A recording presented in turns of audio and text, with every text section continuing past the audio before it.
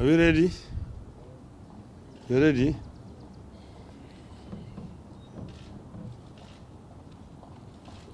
Okay. Well, the statement I want to read here is about the Judiciary-Executive deal should get Kenyans worried. We raised alarm when information emerged that the head of the judiciary, Madam Martha Koome, was seeking a meeting with the head of the executive, Mr. William Ruto, supposedly to iron out differences between the two branches of government. This followed a threat by Ruto and some members of his party and the administration against the judiciary, following a string of unfavorable rulings against the executive. We warned that there was more than met the eye in the threats by Ruto and the request for a meeting by Madam Koome. We warned then that Mr. Ruto's real intention was to complete the capture of the branches of the government by the executive by taking over the judiciary, force it to forever rule in his favor, in addition to populating the institution with the loyalists. We also warned that in this entire plan, the judiciary was showing signs of willingness to prostrate itself before the presidency in an arrangement that spells grave danger for the rule of law and the entire country. We now know what transpired at a State House meeting, and it is completely different from the lie the country was fed after that event. We can now confirm that there exists an elaborate plan that will allow Mr. Ruto to appoint friendly judges to the judiciary with the complete concurrence of Chief Justice Koome. This was among the issues discussed and agreed on during the ill-advised meeting between Ruto and Koome at State House. At the meeting, the Chief Justice and Mr. Ruto reached an agreement that will supposedly allow Mr. Ruto to provide additional funding to the judiciary. In return for this additional funding, Justice Koome is to advertise vacancies for 5 additional High Court judges and 11 Court of Appeal judges. This is in addition to the 20 High Court judges advertised last year. As a matter of fact, the advertisement of the 11 judges has just been done today. It is in today's Gazette. In that agreement, the 5 High Court judges and 2 Court of Appeal judges will be for Mr. Ruto to forward to the JSC. And he floated the names. Immediate former IBC chairman, Mr. Wafula Chebukati, and former IBC chairman, Ahmed Isaac Hassan, are to be appointed as Court of Appeal judges, with Chebukati later being elevated as the Chief Justice before the 2027 general elections. The targeting of the High Court and the Court of Appeal by Ruto is intentional. The administration believes it has completely captured the Supreme Court and now wants to target the problematic lower courts by stuffing them with loyalists with the cooperation of the Chief Justice. After filling the executive with people of questionable integrity and capacity, and who will remain eternally grateful to him, Mr. Ruto is looking to set up a user-friendly judiciary full of people with questionable pasts and limited capacity. And unfortunately, the Chief Justice is gladly smiling along and playing the ball. Officially, Mr. Ruto is supposed to have agreed to give additional funding to the judiciary. That is a cover-up. The judiciary does not draw any funding from the executive or state house. Article 173 of the Constitution of Kenya established the Judiciary Fund, which is administered by the Chief Justice, Registrar of the Judiciary. Which is administered by the Chief Registrar of the Judiciary. The provision of the Judiciary Fund, as contained in Article 173, states as follows. 1.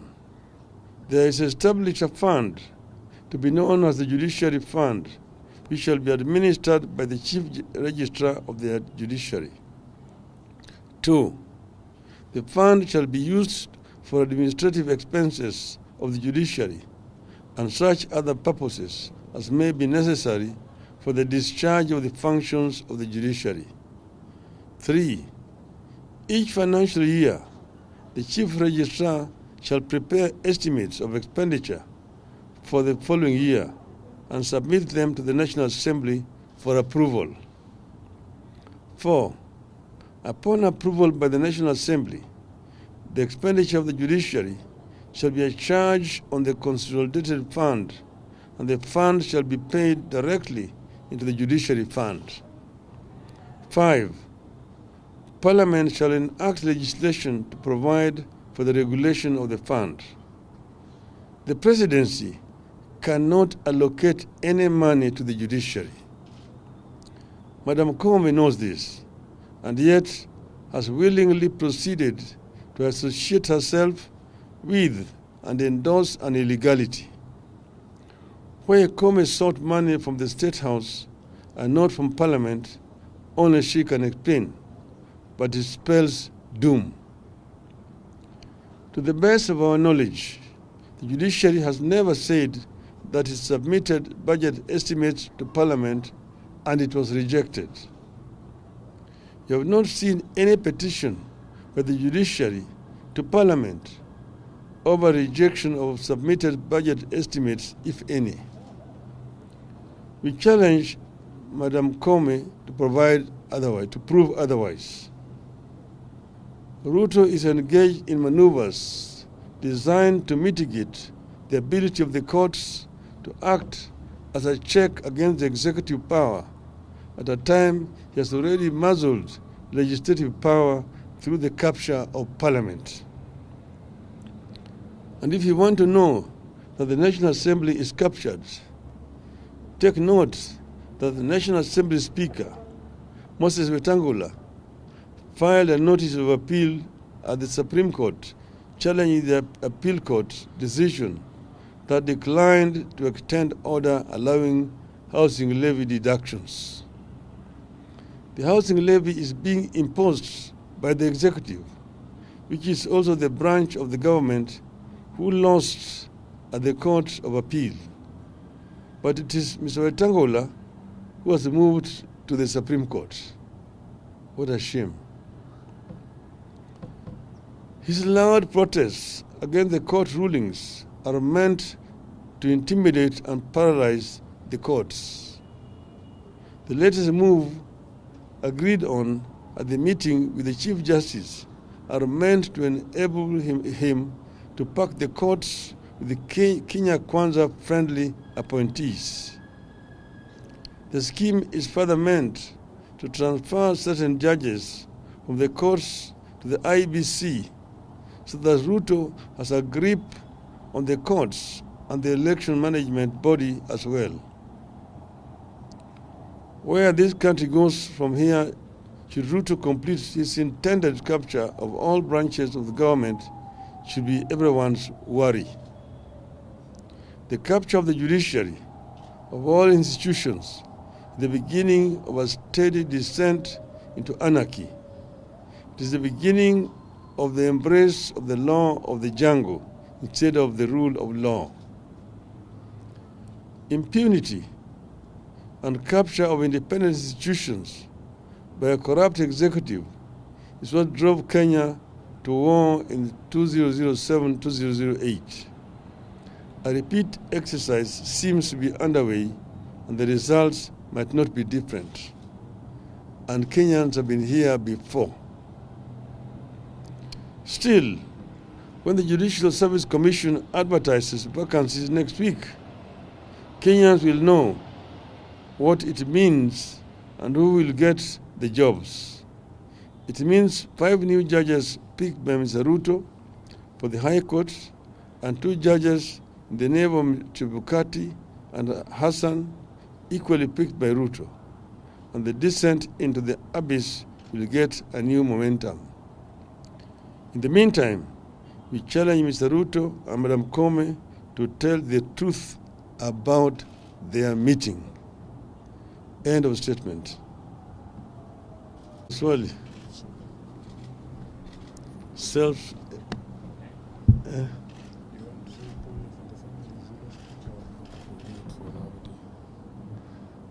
No, and on another issue, we are saddened at what happened last night in Embakasi village, where there was an explosion at an LPG filling plant, and which has caused death, I'm told by now, of 4 Kenyans, and that very many people actually have been injured.